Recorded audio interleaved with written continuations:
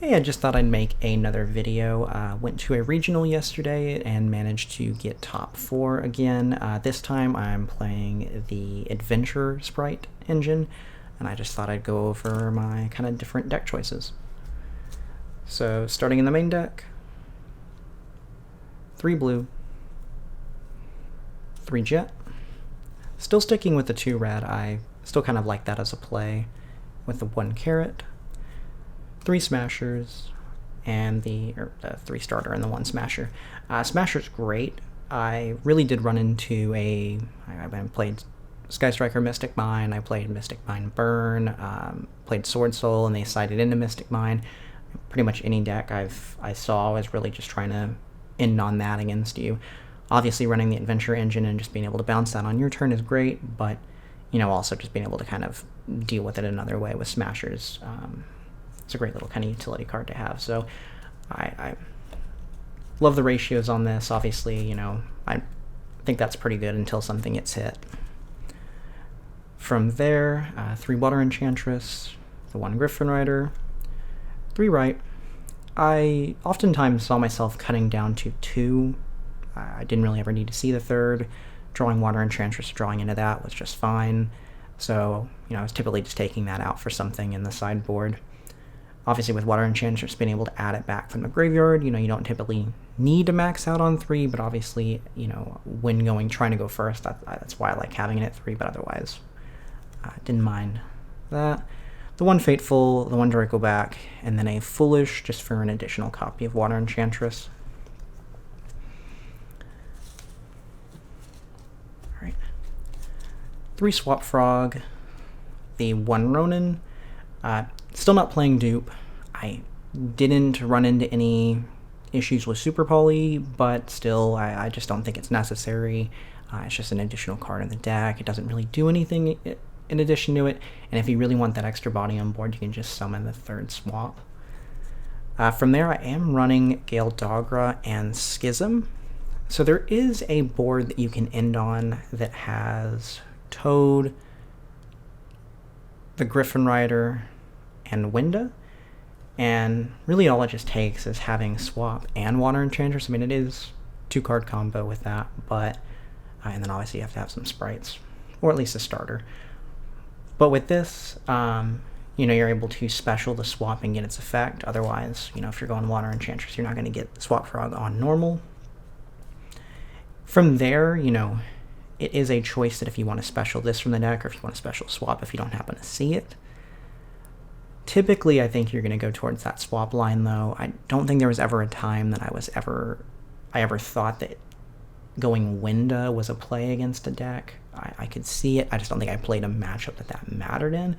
But I didn't hate this. I mean, it's only dedicating 2 cards in the main. I never really bricked on them.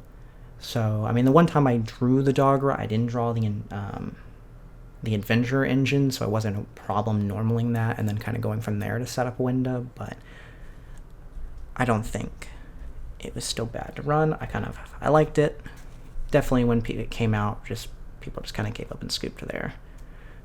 3 Prosperity, 3 Droplet, 3 Chalice, and 3 Dark Ruler. I really like having so many negates for monsters in this. It's 41 cards, so I mean, you're not playing too many cards. Dark Ruler is obviously nice if you happen to go second and you draw it, but even then, Droplet or Chalice is great just to be able to negate something.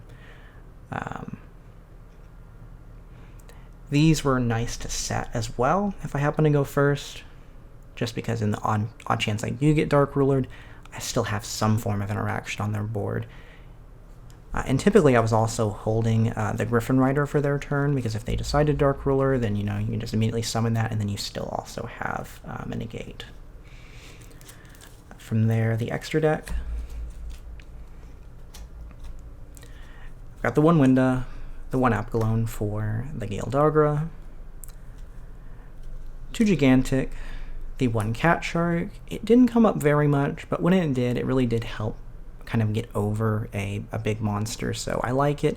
Usually I'm just banishing off Prosperities, but when it comes up, it's nice, so I don't think there's any reason to cut it. The 1 Toad, the Zeus package,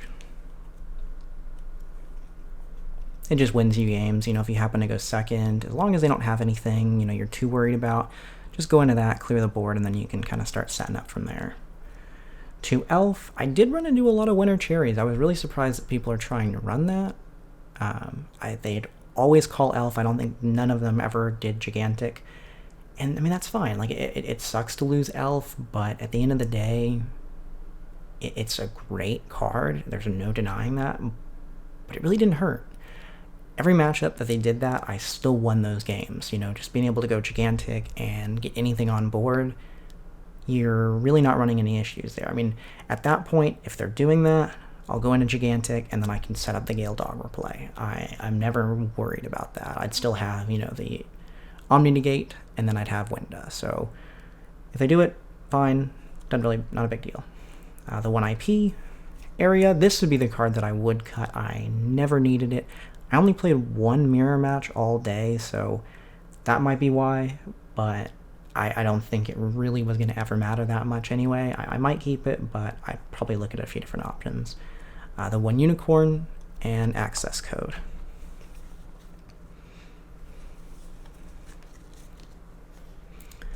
From there, the sideboard. Just the 1 Resonator. Obviously, like I said, I ran into a bunch of Mystic Mine. If I ever needed to worry about life point gain, especially, I did play a Runick deck, and that really just kind of tries to stall out the game, and obviously they're trying to banish your entire deck, but with their ability to gain life points, this is definitely something I think you really need to run right now. I boarded into it a few times. I don't think it really ever became necessary, but in the odd chance that time comes up, I really think it's a good thing to have in the sideboard.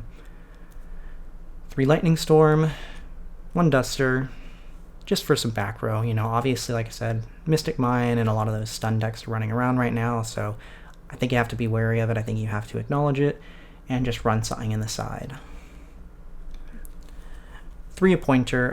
If you see this, you're winning the game. You're going to be able to take out whatever problem card they may have drawn going second.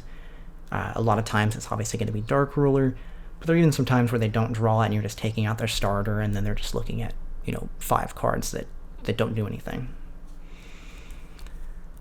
3 Evenly, again, just more things. If you happen to go second, to clear the board, kind of get things started on your turn. 3D Barrier, I might switch this out for something else. I don't really think it mattered too much. If you're going against tier and you're going first, it is a card. It does really help. And then the 1 Red Reboot. All in all, I really enjoyed the deck. I think I actually prefer this a little bit more than Pure, just because it gives you more options and a little bit more follow-up. And yeah, I overall enjoyed it. Thanks for watching.